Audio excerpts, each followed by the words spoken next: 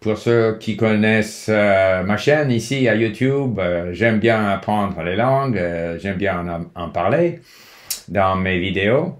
Si vous aimez ma chaîne, veuillez vous abonner, cliquez sur la cloche pour avoir des notifications. Aujourd'hui, je veux parler de l'écoute dans l'apprentissage des langues. Parce que pour moi, c'est, disons, la tâche dans l'apprentissage des langues. Et pour ceux qui ne me connaissent pas, j'en suis à ma 19e et 20e langue, c'est-à-dire l'arabe et le persan. Ben, ce que je fais plus qu'autre chose, c'est écouter. L'écoute. L'écoute, pour moi, c'est l'outil, c'est l'arme essentielle dans la conquête de nouvelles langues. Pourquoi? D'abord parce que c'est très facile à faire. Je le fais le matin, quand je me lève, je fais des exercices. Le matin, j'écoute la langue. Je prépare le petit déjeuner, j'écoute la langue que je suis en train d'apprendre. Si je suis dans ma voiture, si je fais autre chose, d'autres tâches, je nettoie la maison, quoi que ce soit, je peux toujours écouter. Et ça n'a jamais été plus facile. Je peux télécharger des contenus de l'Internet, des livres sonores, des podcasts, des vidéos de Netflix, enfin de YouTube, n'importe quoi. Et j'écoute. Bon, donc l'écoute, ça commence, c'est le premier pas. Parce qu'en écoutant, il y a des choses que je ne vais pas comprendre. Là, je vais vouloir lire, parce que je n'ai pas compris.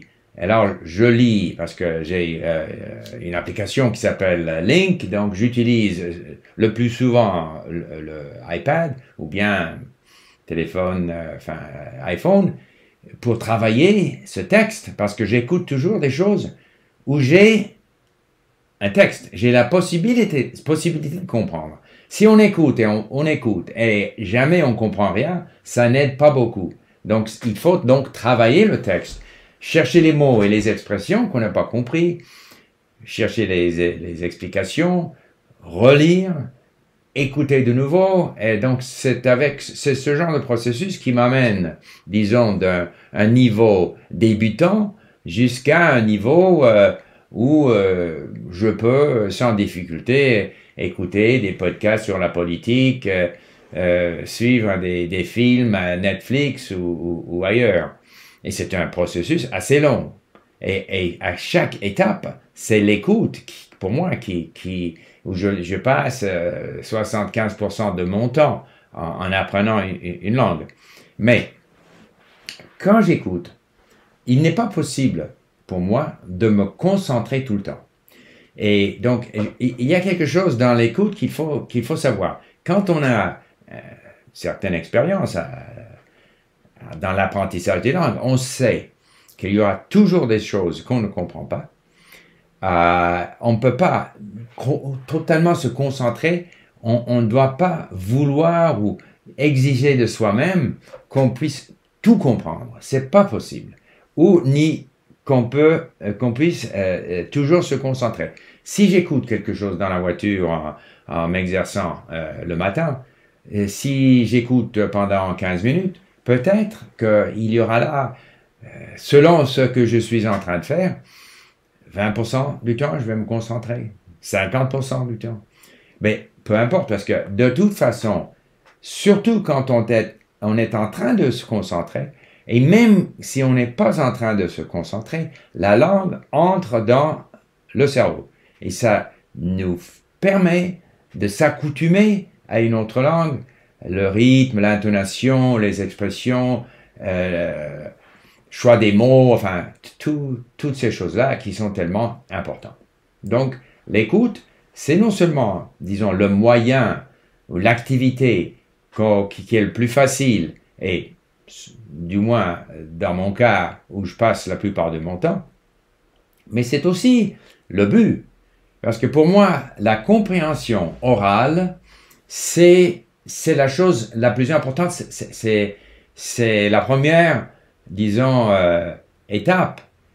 Si on peut bien comprendre ce que dit l'autre, ce qu'on raconte dans des films, dans des podcasts, ça nous donne une espèce de base qui va nous permettre de nous exprimer dans cette langue.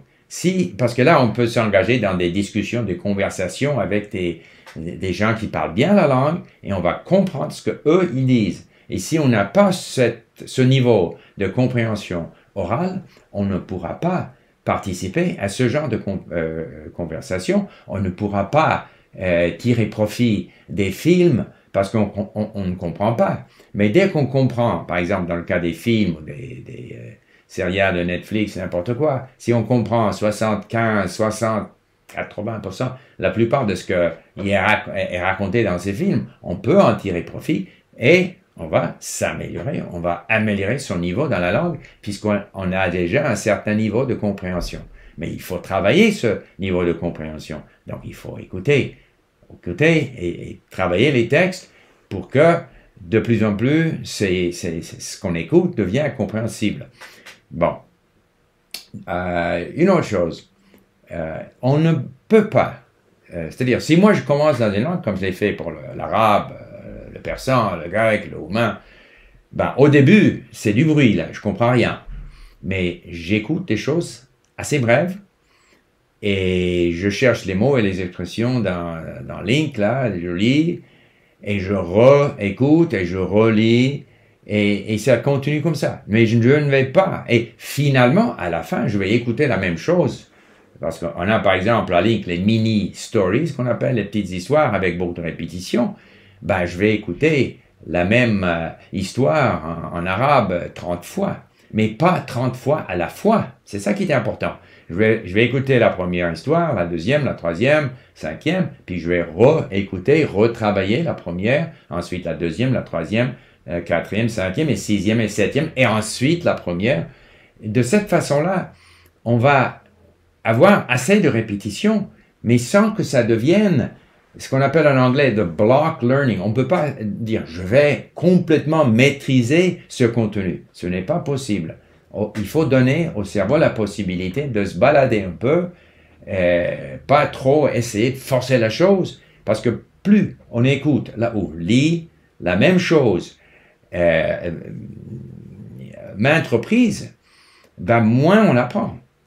C'est parce que, comme dit le fameux neuroscientiste allemand Manfred Spitzer, le cerveau a besoin de répétition, mais de nouveauté. Il ne faut pas uniquement donner au cerveau rien que de la répétition. Il faut aussi donner de la nouveauté. Le cerveau veut des choses nouvelles. Donc, il faut ménager un peu le contenu qu'on est en train d'écouter. Une fois qu'on est arrivé à un certain niveau où on comprend des podcasts politiques, on ne manque que 10% des mots. Alors là, pas la peine d'écouter tellement de fois parce que la plupart du contenu, là, on l'a compris. Mais au début, quand on a compris que 10 ou 20 ou 15%, et puis il faut lire et ensuite réécouter, etc. Alors là, il faut écouter beaucoup de fois, mais pas à la fois. C'est ça qui est important. Bon, qu'est-ce qu'il y avait encore à dire? Donc, il ne faut pas trop essayer de maîtriser. Il ne faut pas être frustré quand on ne comprend pas. Il ne faut pas être frustré si on est incapable de se concentrer. Par ailleurs, pour moi, c'est plus facile de se concentrer si je suis en train de faire autre chose à la même fois. Alors que si je m'assieds et je vais essayer d'écouter, rien faire que d'écouter, alors là, je vais avoir davantage de difficultés à me concentrer. Mais si je fais autre chose, je laisse mon esprit se balader, je me concentre de temps en temps, puis ensuite je ne me concentre pas. Mais en ce faisant, je trouve que la 20e fois que j'écoute quelque chose, je vais m'apercevoir d'une chose que je n'avais pas observée avant. Oui, parce que d'autres choses sont devenues évidentes, mais là, une structure dans la langue, une prononciation, un choix de mots que je n'avais pas noté, tout d'un coup, ça devient pour moi évident et donc j'assimile ce nouveau phénomène dans la langue. Et c'est ça l'avantage de l'écoute à maintes reprises, de la même chose, mais pas à la fois.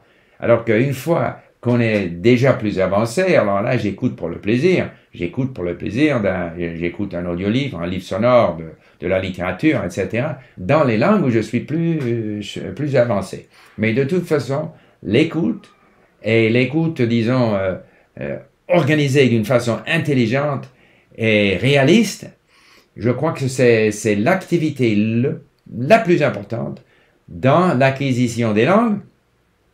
Bien sûr, ça va avec quand même la lecture, et l'opportunité, l'occasion de parler et éventuellement d'écrire dans la langue.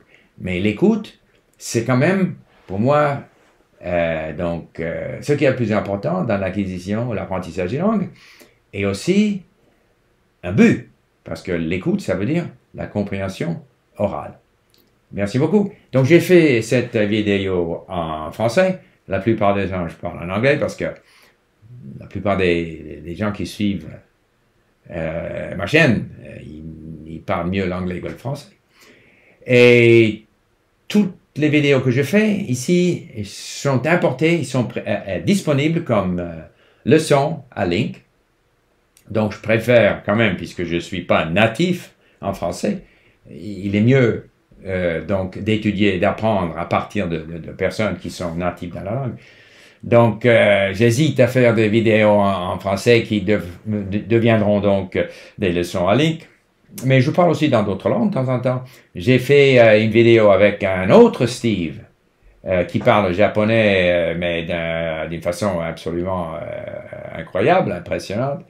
Et je vais laisser un lien là pour ceux qui s'intéressent au japonais. Et ils pourront m'entendre en discutant avec cet autre Steve, un Américain d'ailleurs, un Japonais. Voilà, merci beaucoup pour votre écoute. Au revoir.